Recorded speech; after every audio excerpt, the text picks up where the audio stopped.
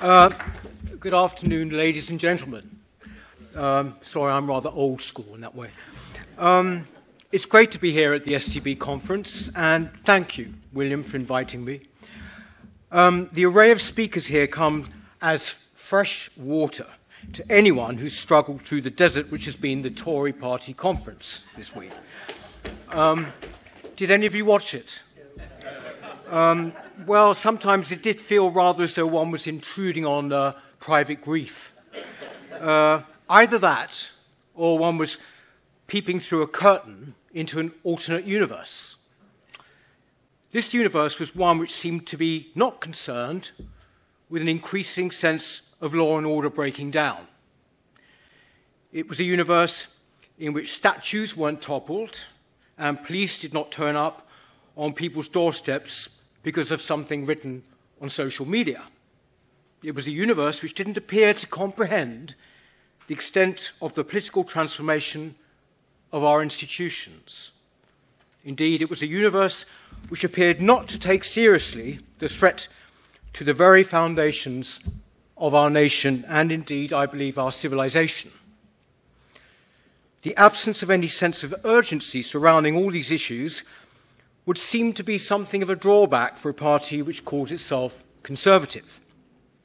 Instead, in the PM's speech, we saw the dominance of a market-conquers-all fundamentalism. Now, watching this, a passage written by Evelyn Waugh sprang to mind. In his novel Brides Have Revisited, I'm sure many of you know it, he describes the character of the rather brash financier Rex Mottram, who's just joined the Marchmain family, a family, for better or worse, which is steeped in its own foibles and sense of tradition. Wrote Waugh, quote, "He wasn't a complete human being at all. He was a tiny bit of one, unnaturally developed. But he was something absolutely modern and up-to-date, and only something which this age could produce. A tiny bit of a man pretending he was the whole." Now, you don't have to share Waugh's nostalgia to see the analogy I'm making, nor, indeed, fail to understand the dire economic straits we find ourselves in. You don't have to ignore those to appreciate how the whole of this country, just like a body or a person, now appears to be treated as merely a balance sheet or an international landing strip. Nothing has illustrated this more clearly than the recent announcement that to encourage growth, such immigration rules as there are will be further loosened. Now this, at a time of already unprecedented levels of migration, displays a level of dismissiveness and neglect which amount to madness. It shows a complete disregard or even an incomprehension that such historical levels of migration have cultural as well as economic consequences. Cultural issues are tossed aside by a myopic political class which either doesn't understand them or remains unwilling to take them seriously. Instead, we have to tolerate an obsession with tax cuts and small states. But to borrow Oscar Wilde's definition of cynicism, they know the price of everything and the value of nothing.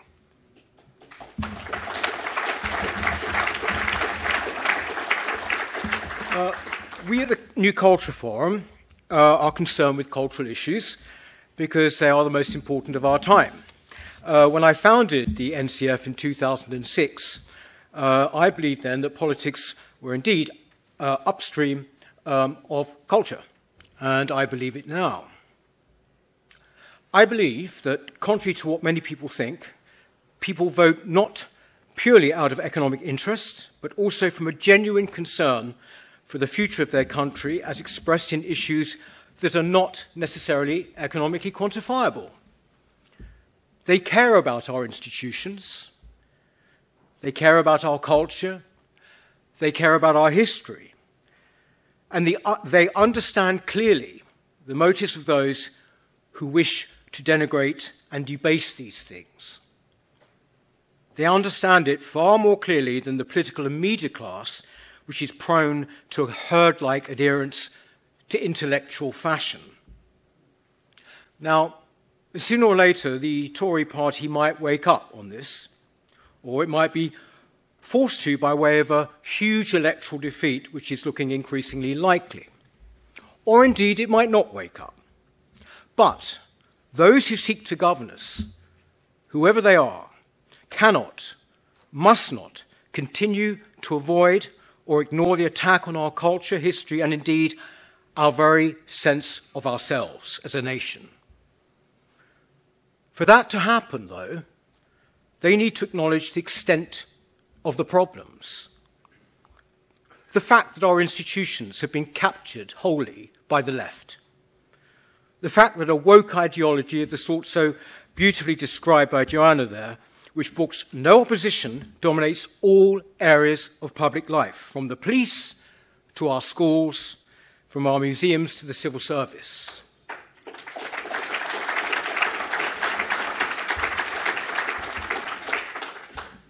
The fact, too, that our history is being deconstructed and delegitimized before our very eyes. The fact that free speech is increasingly restricted by so-called hate speech legislation and a creeping, unofficial blasphemy law.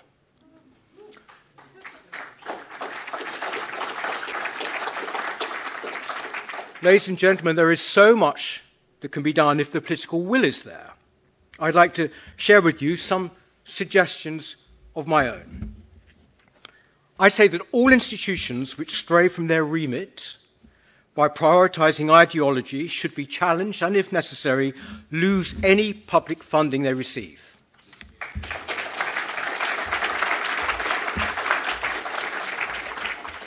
There must be an end to talk of a bonfire of the quangos, and instead we must see action. These bodies, which instead of promoting Britain and caring for its history and heritage, actively undermine it, should be abolished. The entrenched heads of so many quangos should be fired and new, more sympathetic appointments made. It's really not difficult. The government must show it has guts once more, rather than to continue to tolerate this massive, permanent, ideological opposition as though there is no alternative. There is. There should be a ban on the teaching, as though it were fact, of critical race theory and gender ideology in our schools.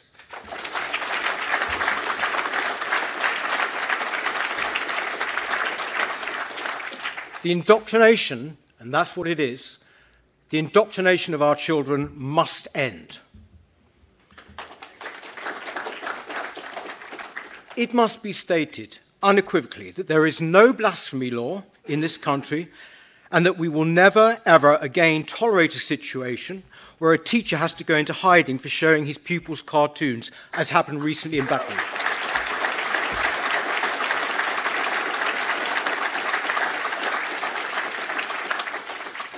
Politicians are, as we all know, short-term merchants, so it might be hard for them to grasp that these issues have been taking root for years now, indeed decades, and that equally it will take a government with a longer, broader perspective to fight back.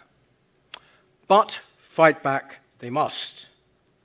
For anybody who loves this country, its history and its culture like I do, and I'm sure you do, this is reaching, I believe, a critical point.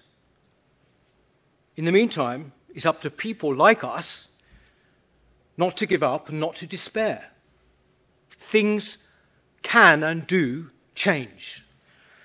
Whatever your view, nobody would have believed that just 10 years ago, well, nobody would have believed 10 years ago that one day Britain would leave the EU. But it happened. Likewise, I believe that the cultural assault which we are currently seeing will eventually be overcome. It might take time, but it will happen. We must have faith. Recent elections in Europe have shown us there are undoubtedly winds of change happening across the continent. Public concern about large-scale migration certainly featured heavily in these elections. But here, in Britain, the received wisdom was that the public no longer really cared so much about immigration. We had, after all, taken back control. But government deception on immigration has been going on this whole past period.